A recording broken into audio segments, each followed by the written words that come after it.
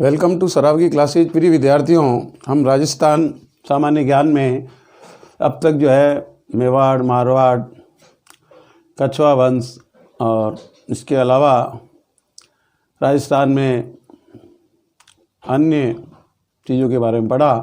आज हम राजस्थान के प्राकृतिक विभाग, जो नेचुरल डिवीज़न है, कि राजस्थान के प्राकृतिक विभाग को 4 भौतिक विभागों में बांटा गया है।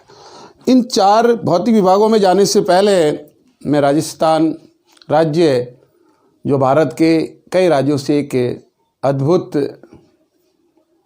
राज्य है, क्योंकि भौगोलिक दृष्टिकोण की बात कर रहे हैं तो भौगोलिक परिप्रेक्ष्य में ही राजस्थान में कहीं पहाड़ है तो कहीं मैदान, कहीं विशाल रेगिस्तान और कहीं हरियाली का नामो निशान नहीं।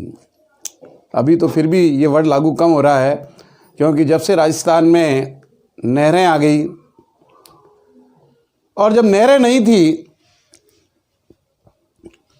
तब ये सेंटेंस अपने आप में बलवत्ती था कि अपन यही कहीं जैसलमेर चले जाएं तो गांव ढाणी के अलावा दूर दूर तक मैदानी भाग में पेड़ नहीं दिखाई देते थे, हरियाली नहीं।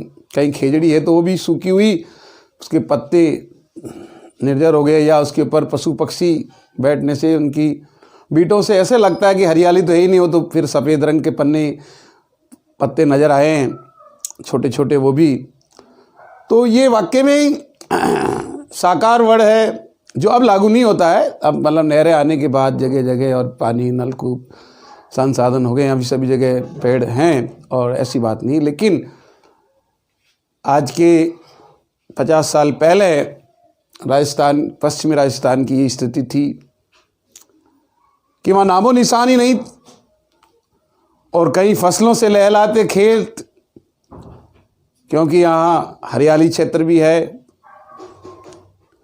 तो एक विचित्र अपने आप में राज्य है। तो राजस्थान संपूर्ण भारत में एकमात्र ऐसा प्रदेश है जो पहाड़ों, मैदानों, रेतीली बंजर भूमि, नदी घाटी के बीड़ों, प्राकृतिक एवं कृत्रिम झीलें, बारहमासी नदियों एवं बरसाती नदी नालों से भरपूरा है। तो राजस्थान को प्रकृति की कला का अद्भुत नमूना कहा गया है। दूसरा, प्राचीनतम वलित पर्वत है, oldest folded mountain are found, these are known as Aravalli range, Aravalli mountain, Aravalli पर्वत श्रृंखला है। तो राजस्थान अपने आप में भारत के अन्य राज्यों से बहुत हटके है। आप एमपी को ले लें तो वहाँ नदियाँ हैं, पहाड़ है, सघन वनस्पति है, लेकिन जो राजस्थानी कल्चर और राजस्थानी जो भौगोलिक स्थिति है वो नहीं। गुजरात थोड़ा मिलता जुलता है जमीन, मिट्टी के दृष्टिकोण से, पैदावार के दृष्टिकोण से, लेकिन जो राजस्थान में है वो गुजरात में भी नहीं है। और हरियाणा, पंजाब पैदावार में आगे आ गया, लेकिन था तो वो पहले रेगिस्तानी, क्योंकि मैदानी भाग हैं। मैदान में जब जलोढ़ मिट्टी नदियों के द्वारा लाई गई तो उपजाऊपन आ गया और चावल और गेहूं की अच्छी पैदावार हो रही है। तो राजस्थान में विचित्रताएं हैं। जब हम संस्कृति की बात करेंगे तो वहाँ भी राजस्थान में विचित्रताएं आएगी। तो मेरा कहने का तात्पर्य है कि राजस्थान अपने आप में एक अनूठा है। तो राजस्थान के प्राकृतिक विभाग 4 भौतिक विभागों में बांटा गया।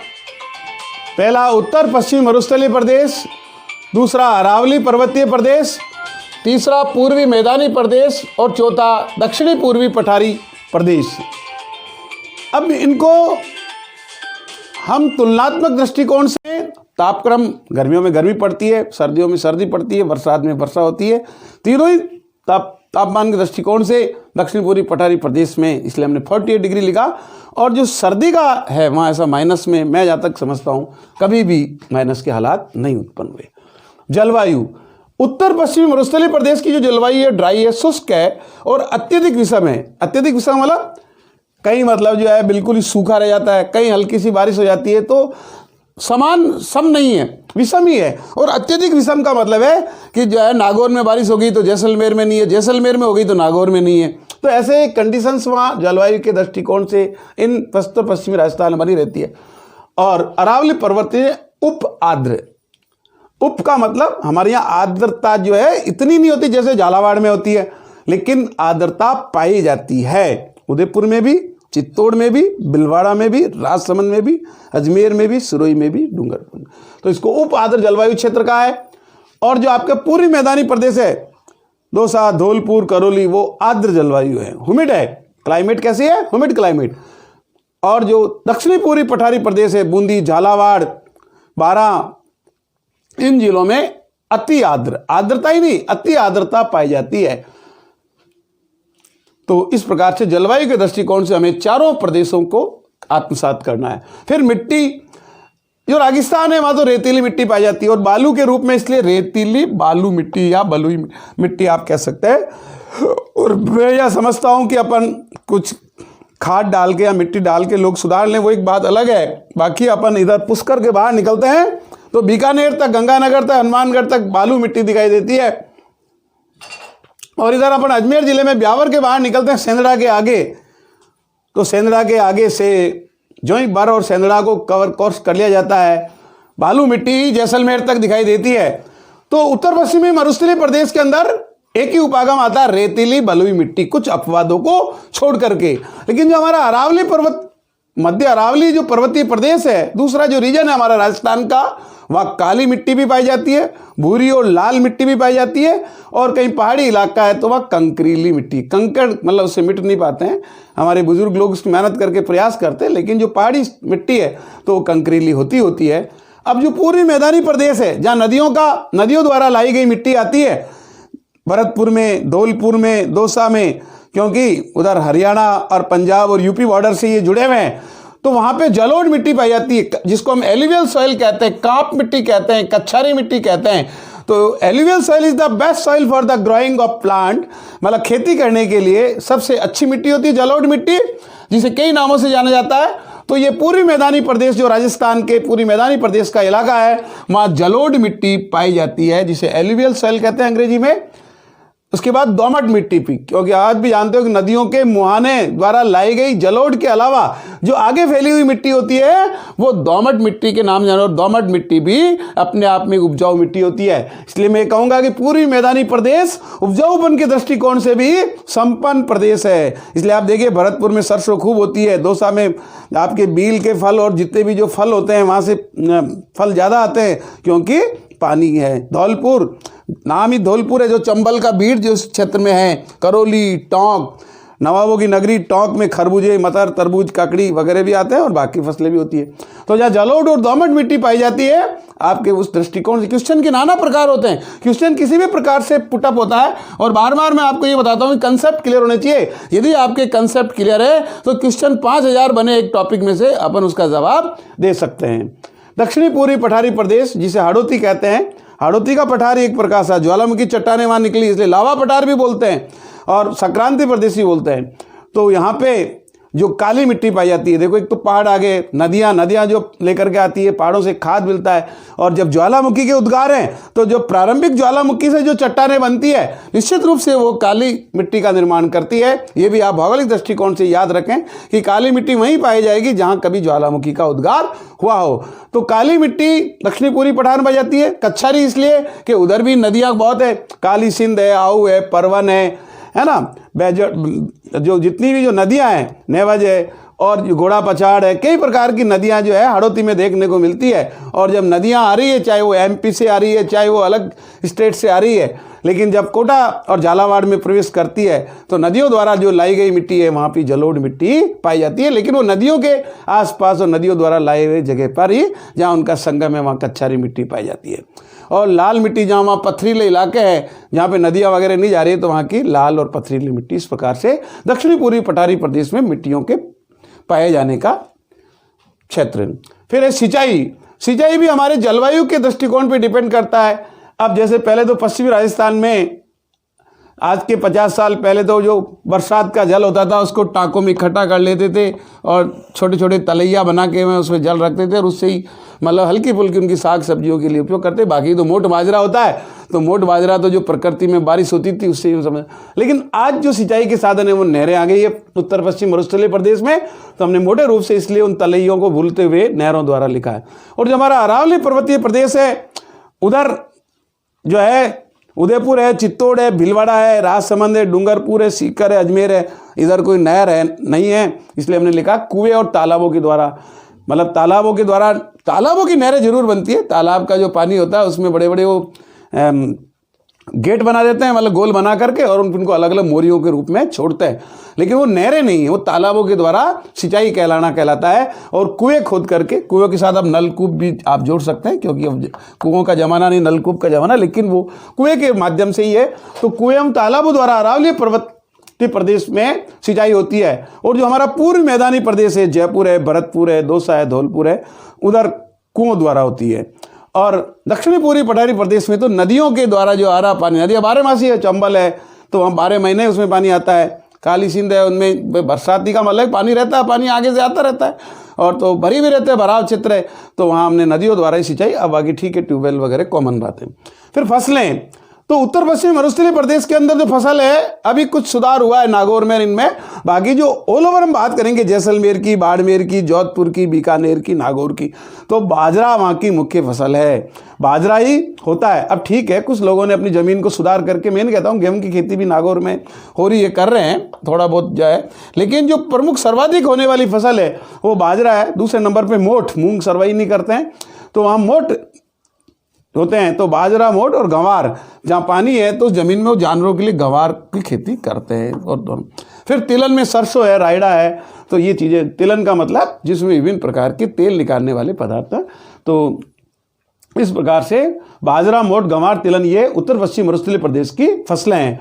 और हमारा जो अरावली पर्वतीय प्रदेश रीजन है वहाँ पे गेहूं, जौ, चना, बाजरा, मक्का। अब देखिए आप पूरी मैदानी में भी यही चीज़ है, इसलिए मैंने यहाँ विशेष रूप से हाईलाइट किया मक्का। मक्का जो है वो हमारे क्षेत्र, क्योंकि उदयपुर मक्का का पैदावार क्षेत्र है, चित्तौड़ मक्का खूब होता है, भीलवाड़ा मक्का खूब होता है, राजसमंद मक्का खूब होता है, डूंगरपुर मक्की खूब होती है, सीकर भी होती है, और अजमेर भी मक्की का सिरोही भी है, अलवर की साइड में भी है। तो इसमें मक्का रूप से आपने देखा इसमें हट कर गई है। और कपास, जो हमारी काली जमीन है चित्तौड़ की, भीलवाड़ा की, अजमेर की, उदयपुर की, यहाँ कपास की खेती बहुतायत से किसान करते, क्योंकि कैश क्रॉप भी है। तो कपास और मक्का अरावली पर, बाकी पूरी मैदानी प्रदेश में वही चीज़ें पाई जाती, गेहूँ है, जौ है, चना है, बाजरा है ना, तिलन है, सरसों है, दालें, वो जयपुर, भरतपुर, दौसा जो इलाका है हमारा वहाँ होती है। और जो दक्षिणी पूर्वी पठारी प्रदेश, वहाँ कपास है, गन्ना है, पानी जहाँ पाया जाता है गन्ना होता है, अफीम की खेती आपने देखा निमाड़ा, चित्तौड़ से उधर जो जितने भी हाड़ोती है लगे हुए हैं जिले, झालावाड़ है, तो अफीम की खेती होती है। तंबाकू, पानी है तो एमपी में भी होता है, इधर भी होता है। धनिया, धनिया तो मतलब थोक के भाव होता है। मेथी और धनिया जो है, और लहसुन मतलब जो है ये हाड़ोती की पैदावार। धनिया, मेथी, लहसुन जो है अभी सीजन में वहाँ से बहुत आता है। वनस्पति, वनस्पति प्रकृति, अब जो हमारा उत्तर पश्चिम मरुस्थल है वहाँ खेजड़ी पाई जाती है, और बबूल के पेड़ होते हैं, केर होता है, बेर के पेड़ होते हैं, जो बोड़िया पर आप निवास से आप आगे निकल जाओ तो आपको बेर के पेड़, फिर घास जो होती है वो सेवन घास होती है।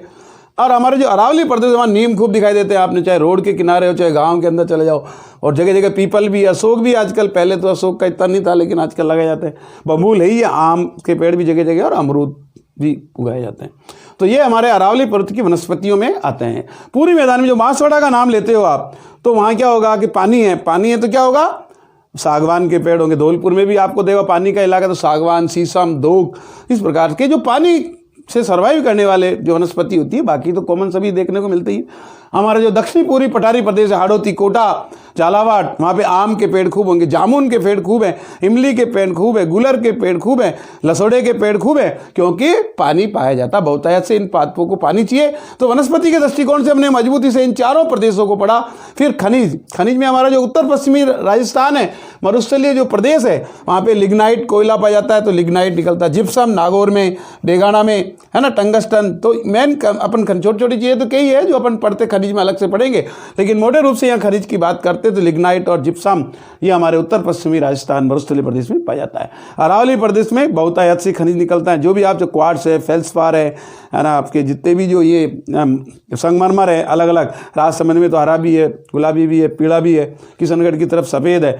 तो हमारे यहाँ इसलिए मैंने बहुतायत वर्ड लिख दिया। और विभिन्न प्रकार के खनिज जैसे पन्ना की खानें अजमेर में भी देखने को मिलती है, तो इसलिए बहुतायत में खनिज पाए जाते हैं। और पूरी मैदानी प्रदेश में सामान्य खनिज है ना निकलते हैं, लेकिन सामान्य खनिज है जो। और फिर जो दक्षिणी पूर्वी जो पठारी प्रदेश है वहाँ कोटा स्टोन तो है ही पाया जाता है। अन्य विशेषताओं के अंदर जब आता है तो हमारा उत्तर पश्चिम मरुस्थलीय प्रदेश जो रण क्षेत्र के रूप में है। अब रण क्षेत्र में कनौड़, बरमसर, भाकरी, पोखरण, बाप जो जोधपुर में आता है, धोब जो बाड़मेर में आता है, तो ये रण क्षेत्र कहलाता है। अरावली पर्वत में विश्व के प्राचीनतम वलित है, oldest folded mountains are found in Aravalli region. इसके बाद पूर्वी मैदानी प्रदेश में चंबल के बीड़ हैं, और ये जो माई बेसिन है उसको 56 के बेसिन से नाम। दक्षिणी पूर्वी पठारी प्रदेश है, मैंने आपको पूर्व में बताया था कि ज्वालामुखी चट्टानें, प्रारंभिक ज्वालामुखी चट्टानों के कारण वहाँ हाड़ौती में काली मिट्टी पाई जाती है, लावा पठार और संक्रांति प्रदेश बोलते हैं। उत्तर पूर्व अरावली और विंध्याचल के जो क्षेत्र है उसको संक्रांति प्रदेश के नाम से जाना जाता है, कभी पूछ ले। और संबंधित जिले जो मैं बीच बीच में बोल भी चुका हूँ, जो हमारा उत्तर पश्चिम मरुस्थलीय प्रदेश में जैसलमेर आता है, बाड़मेर आता है, जोधपुर आता है, बीकानेर आता है, नागौर आता है, जालोर आता है, हनुमानगढ़, गंगानगर, और पाली का पश्चिमी भाग और सीकर झुंझुनू का भाग। जो हमारा अरावली पर्वत उदेश में उदयपुर, चित्तौड़, भीलवाड़ा, राजसमंद, डूंगरपुर, सीकर, अजमेर, सिरोही, अलवर। जो हमारा पूर्वी मैदानी प्रदेश से संबंधित जिले जयपुर, भरतपुर, दौसा, धौलपुर, करौली, टोंक, अजमेर। और जो हमारा हाड़ौती वाला दक्षिणी पूर्वी पठारी प्रदेश है, कोटा, बूंदी, झालावाड़, बारां, चित्तौड़, बांसवाड़ा और भीलवाड़ा का कुछ हिस्सा जो है उधर जो बिजोलिया है, उधर जो हम कोटा से पिंडवाड़ा जो रोड निकला हुआ है। तो इस प्रकार से प्रिय विद्यार्थियों, मेरा जहाँ तक जो अनुभव है, मैं उस अनुभव सफेदी के आधार पर आपको यह जो अनुभव बांट रहा हूँ। मेरा ये प्रयास है कि ज़्यादा से ज़्यादा जो असफलताएं, जो कमियां हम में रही है, मुझ में रही है, उसको मैं आप लोगों से हिदायत करता हूं कि आप किस प्रकार से पढ़ें। तो मैं जहाँ तक समझता हूं कि यदि मैं इसको चाहता तो मैं राजस्थान के फिजिकल रीजन से पहले भौतिक स्वरूप को बताने लग जाता, वो मैटर अलग है, वो अक्षांश देशांतर हम भारत के साथ ही पढ़ सकते हैं राजस्थान को, और 5-10 मिनट में उसको। लेकिन राजस्थान के जो प्राकृतिक विभाग है उसको हम किस प्रकार से आत्मसात करें, इससे बेटर तरीका नहीं सकता। किसी भी प्रकार से क्वेश्चन पूछा जाए आप इसका जवाब दे सकते हैं, और एट ए ग्लांस आपको पढ़ने की आदत इसमें पढ़ें। तो प्रिय विद्यार्थियों, आप इसको अच्छा लगे सब्सक्राइब करें और ज़्यादा से ज़्यादा इसको शेयर करने की कोशिश। धन्यवाद।